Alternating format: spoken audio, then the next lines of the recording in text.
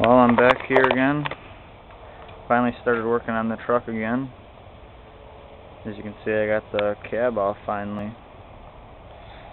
I got this. It's my new truck too.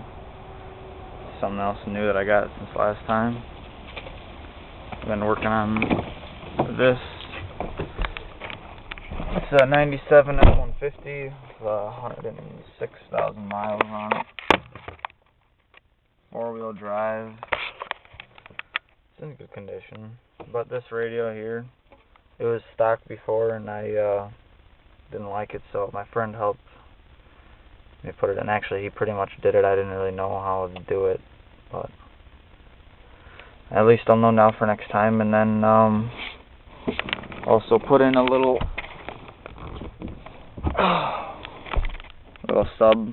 It's a single little 8-inch kicker with the box. It fits nice under the seat, so it's out of the way. And then I got the amp right there. I don't know what kind or whatever it is, but yeah, it's a nice little sub box. It was $130, but if you want a little extra bass in your vehicle, it's pretty nice. And it's a nice radio too, Pioneer. But that's what's new with this.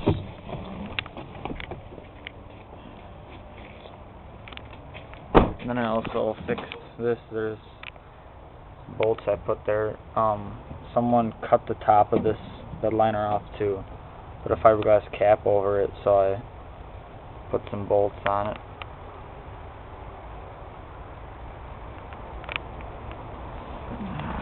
So there's not much rust in it at all. But here's the cab. I was working on it for a couple hours yesterday, and then today I figured I'd lift it off. I just attached a 2x4 underneath the door frame on the top here, and then right up here I opened up the doors and put it up against this here. And I put it to that V up in the tree right there, and then I just pulled it with a rope on the back of the truck there. Came off pretty nice. So here's the frame now.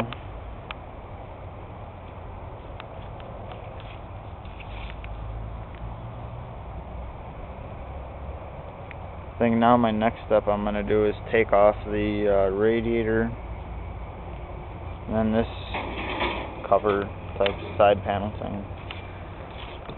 But the rear brakes both are seized up. As you can see, it was scraping from when I was pushing it. It was really hard to push.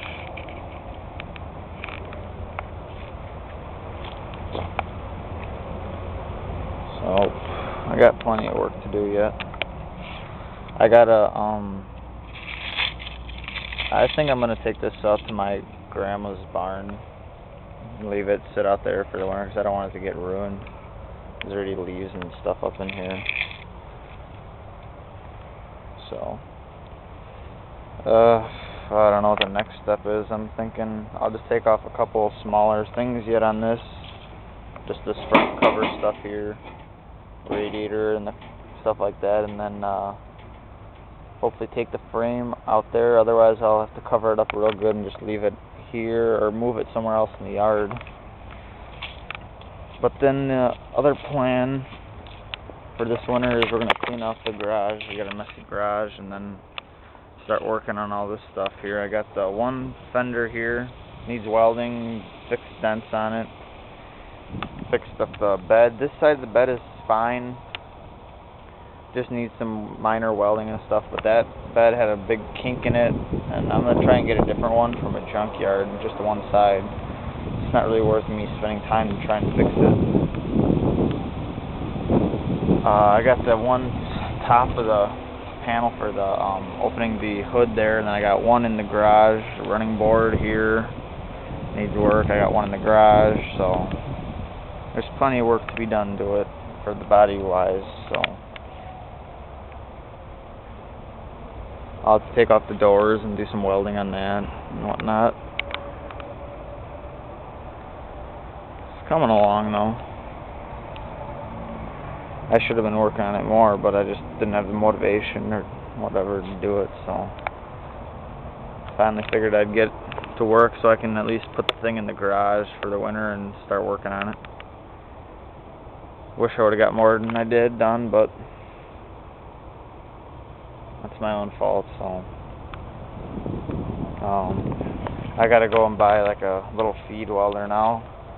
I don't know what's a really good kind. I was thinking a Lincoln or a Miller, but I don't know what's best. I don't know if you guys want to just comment, tell me what you think is good for the money. I was thinking like spending right around $350. I don't know if you can get a pretty good one for that much, but I don't want to spend much more than that. There are the rotors from the truck. They were really bad. I changed the pads and rotors on that. And then there's an exhaust manifold from the tractor. I think I took a video of that too. I gotta put that up on YouTube. I was working on that too.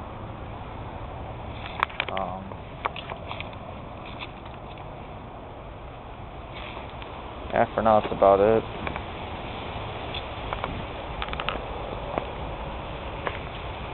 Got plenty of welding and stuff to do, and I don't know what I'm going to do with the back of the cab quite yet, because like I said, there's tons of dents and stuff on here, and this is really thin metal up here too, so I don't know, it'd be nice if I could find a cab that was really bad on the bottom completely and only the top was good on it, and just cut the whole piece out and then just weld that in up to like here or something, you know. That'd be the easiest thing to do, but to weld it up right around there. But everything else is pretty much dent free on the cab. I mean, there's plenty of rust on it, rust holes on the cab that need to be fixed, but I mean, this is pretty solid metal really, all up in here, but the cab corners need a lot of work, and the rear of the cab needs work, and the top, so nothing much in the middle. But I'm thinking what I'm gonna probably end up doing sooner or later is taking it's gotta have to be next year, taking the engine and then the transmission off and take the drive shaft off and eventually the rear axle. But I think what I'm gonna do is because I don't really thinking about either going to school to be a mechanic or a welder. I don't know what yet, but I think what I'm going to do is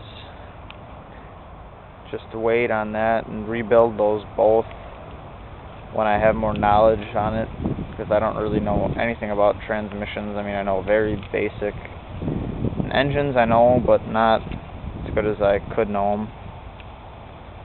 So that's another thing.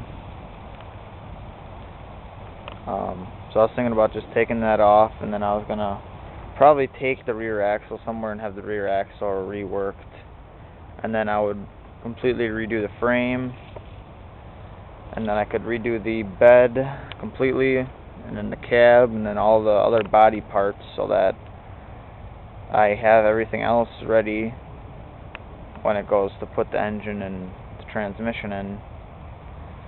So that's just a thought. I don't know. I'm not sure what's going to happen with that. There's still some of the original black paint on there. Actually, the grease protected it. I'm surprised. But I don't know how I'm going to get off the engine or transmission yet at all, but I'm not going to worry about that right now. So that's about where I'm at.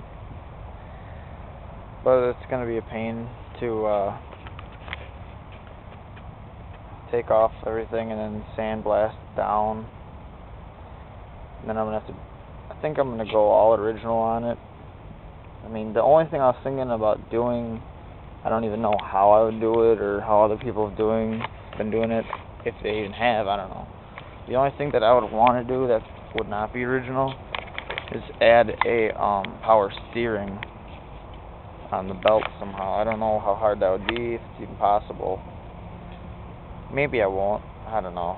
It's kind of hard to decide right now, but I'm thinking maybe. If I were to add one thing, that's what it would be. So, what's this?